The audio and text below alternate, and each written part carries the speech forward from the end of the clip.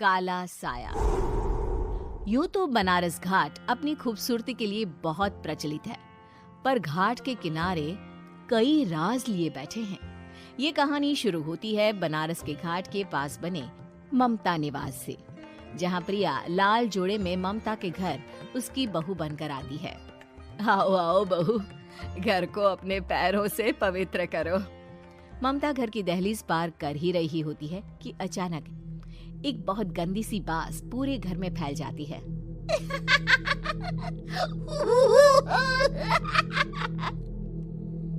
ये बदबू और ये आवाजें, ये कौन हंस रहा है माँ? अब ये पड़ोसी ना हमारे थोड़े अलग से है। कहाँ हम शाकाहारी और ये मांस मच्छी खाने वाले। छोड़, तू ध्यान मत दे और गृह प्रवेश कर। और हाँ बहू, अपनी सास की एक बात हमेशा याद रखना, इन पड़ोसियों से तो कभी बात नहीं करेगी। अच्छे लोग नहीं है ये। अपनी सास की ये बात मानेगी ना बेटा? हाँ माँ, जो आपकी मर्जी, मैं उनसे बात नहीं करूंगी। अगले दिन प्रिया अपनी पहली रसोई बनाने रसोई घर में जाती है। ये छोकी बात तो नाक में जा रही है। एक काम करती हूँ, खिड़की खोल देती हूँ। प्रिया खिड़की खोलने जाती है। इतने जाले, लगता है इस खिड़की को कभी खोला ही नहीं गया। पर ऐसा क्यों? ओह, नॉन वेज की स्मेल आती होगी ना। 2 मिनट के लिए खोल लेती हूँ, फिर बंद कर दूंगी। प्रिया खिड़की खोलती है। खिड़की खोलते ही उसकी नजर सामने वाले घर की खिड़की पर पड़ती है, जहाँ एक लड़की खड़ी होती है। हाथों में मेहंदी, लाल रंग की साड़ी, बिल्कुल सजी धजी, मानो प्रिया की तरह ही वो भी नई नवेली बहू हो। वो प्रिया को देखकर मुस्कुराती है। हे भगवान, माँ ने तो इनसे बात करने को मना किया था। प्रिया फौरन ही खिड़की बंद कर देती है और तवे पर चढ़े रोटी की ओर देखने लगती है, पर वहाँ रोटी न होकर मछली पड़ी होती है। ये क्या? पहली ही रसोई में इतनी बड़ी गलती। हे भगवान, अब मैं क्या करूं? प्रिया बहुत डर जाती है और फौरन रसोई की सफाई करने और फिर सभी के लिए खाना बनाने लग जाती है। जब वो सबको खाना परोसती है, सब तो ठीक है, मैं बेकार में चिंता कर रही थी। हे भगवान, ऐसे ही बस अपनी कृपा बनाए रखना। रात के वक्त जब सब सो रहे होते हैं, तब प्रिया को पायल की आवाज सुनाई देती है, जिससे उसकी आंख खुल जाती है। ये पायल की आवाज कहाँ से आ रही है? प्रिया उठकर उस आवाज के पीछे छत की सीढ़ियों तक जाती है। तभी उसे बच्चे के रोने की आवाज आती है। प्रिया छत पर जाती है तो क्या देखती है?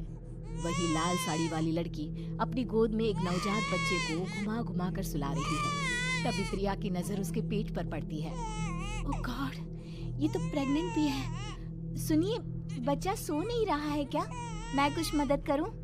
नहीं नहीं, आपके घर वालों को अच्छा नहीं लगेगा, मैं संभाल लूंगी। स्नेहा की गोद से बच्चा हाथ मारकर प्रिया की गोद में आने को छटपटाने लगता है।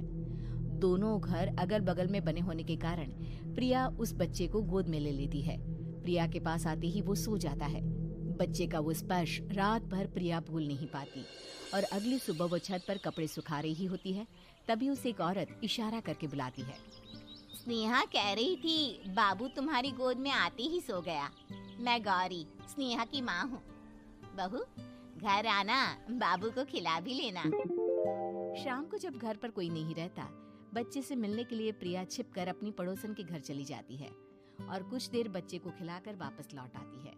इसके कुछ दिन बाद ही प्रिया को पता चलता है कि वो माँ बनने वाली है। ममता की खुशी का ठिकाना नहीं रहता।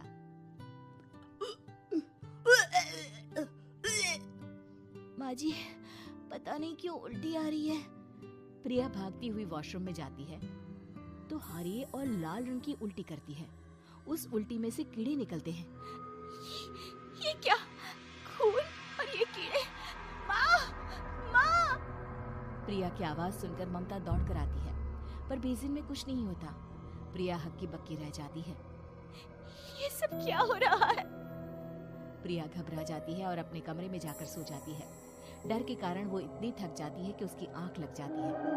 तब उसे ऐसा लगता है उसके पेट पर मानो कोई बैठा हुआ हो। कौन हो? प्रिया के पेट पर एक 5 महीने की बच्ची बैठी हुई थी, जो बुरी तरह जली हुई थी। माँ, तुम ही मुझे लाई ना अपने पेट में। मैं तुम्हारी माँ नहीं हूँ। कौन हो तुम? माँ, देखो मैं जल गई बुरी तरह से। 6 महीने पेट में रहने को भी मुझे नहीं मिला। सहला दो ना माँ। बचाओ, बचाओ, माँ! ममता दौड़कर कमरे में आती है। प्रिया की बातें सुनकर वो सब समझ जाती है। तू कहीं बगल वाले घर में तो नहीं जाकर आई ना बहू? मुझे माफ कर दो, मैं गई थी माँ। उस घर में सब मरे हुए हैं बहू। कई साल पहले स्नेहा उस घर में बहू बनकर आई थी।